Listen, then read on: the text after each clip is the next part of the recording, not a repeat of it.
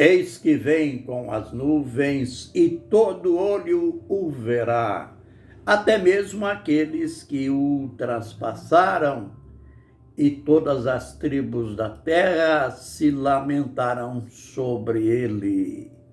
Apocalipse 1:7. Ministério Pão Vivo. Mais um bocado de lições, de aprendizado na palavra profética. A gente vai hoje direto ao assunto. Segundo João, carta escrita pelo mesmo apóstolo que acompanhou, seguiu, recebeu cada revelação que está no livro de Apocalipse. Lembrando-se que logo na abertura de Apocalipse, que assim começa a revelação de Jesus Cristo, que Deus lhe deu para mostrar aos seus servos as coisas que brevemente devem acontecer, as quais ele enviou pelo seu anjo e as notificou a João. Note que lindo, que clareza, logo na abertura de Apocalipse, a indicação clara de João. Este mesmo das cartas. Primeira carta, segunda e a terceira. Claro que a primeira, 5 capítulos. As duas restantes é bem diminuta. E ele que recebeu a incumbência de Deus lá em Pátimos de escrever tudo que ele estava vendo ali em Pátimos, tudo que existia, quando ali no capítulo 1, verso 19, está claro, a ordem para ele escrever foi esta: escreve as coisas que viste. Isto é, ele estava tendo a visão do Senhor Jesus Cristo glorificado. As coisas que são, isto é, as cartas às 7 igrejas da Ásia e aquelas que depois destas irão acontecer.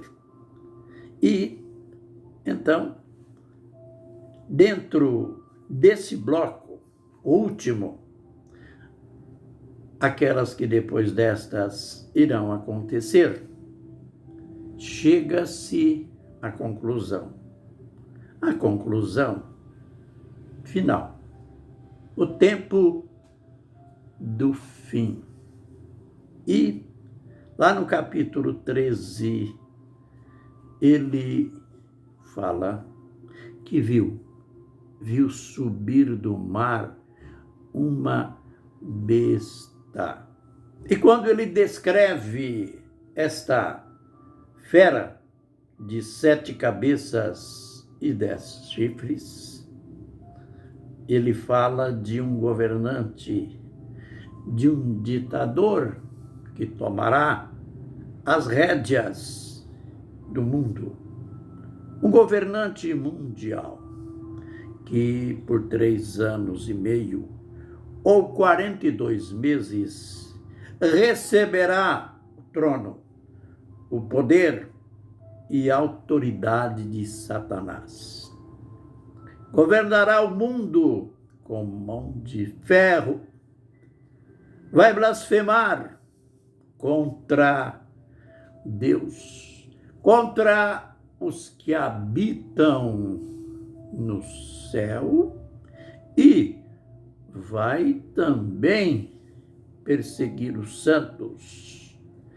E essa besta, esse ditador, é comumente chamado de Anticristo. E é curioso que este nome propriamente dito não aparece no livro de Apocalipse, mas o próprio João já tinha nominado ele de Anticristo nas suas cartas. E como a gente aprendeu que este prefixo anti quer dizer contra João, no conteúdo da sua carta, ele alertando, orientando os cristãos, os santos, ele disse que muitos anticristos já tinham se levantado. E ele deu o perfil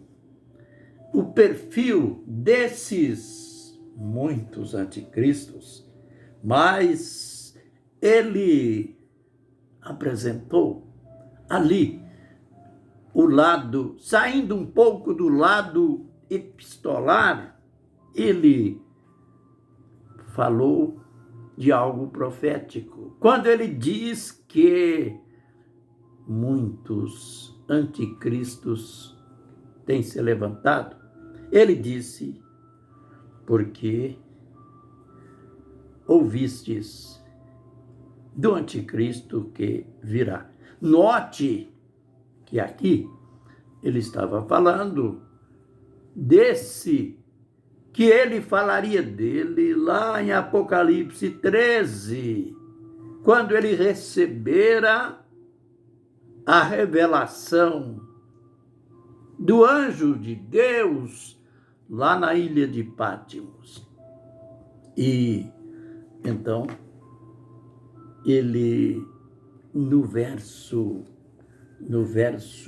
7, vejamos como que ele foi, da nossa linguagem, na linguagem de alguns cristãos, hoje nós diríamos que João, um radical, lá na primeira carta, no capítulo 2, verso 22, ele chamou os anticristos da época, e este que viria, ele chamou de mentirosos, ou esse do fim, de mentiroso. E aqui no verso 9, ele diz, porque já muitos enganadores saíram pelo mundo, os quais não confessam que Jesus Cristo veio em carne. No mundo daquela época e no mundo de hoje, eles se multiplicaram, são muitos. Os opositores de Jesus, os contra Jesus, os que querem também substituir Jesus, os que negam frontalmente, desavergonhadamente, que Jesus Cristo veio em carne. Ele diz que note bem, tal é o enganador e o anticristo. Ele está dizendo, claro, que estes que negam a humanidade de Jesus, que negam que Jesus Cristo veio em carne, ele dá este perfil e chama eles, compara eles ao anticristo. Tal é o enganador e o anticristo, isto é, são semelhantes a este que ele chamou de besta lá em Apocalipse. Concluindo, Jesus, ele não é simplesmente o homem de Nazaré, ele não é simplesmente o grande mestre ou um grande mestre. Jesus é o próprio Deus, na forma humana. Deus tomou a forma do homem para redimir o homem. Por isso, este mesmo João, capítulo 1, verso 14, escreveu: o Verbo se fez carne e habitou. O Verbo se fez carne e habitou entre nós, e vimos a sua glória, como do unigênito do Filho de Deus. Aleluia. Muito claro, né? E Paulo diria mais tarde, Colossenses 1:15, ele, Jesus, é a imagem do Deus invisível. Aleluia. A gente tem que parar, mas é bom fazer esta confissão. Jesus Cristo é Senhor, Salvador e Rei.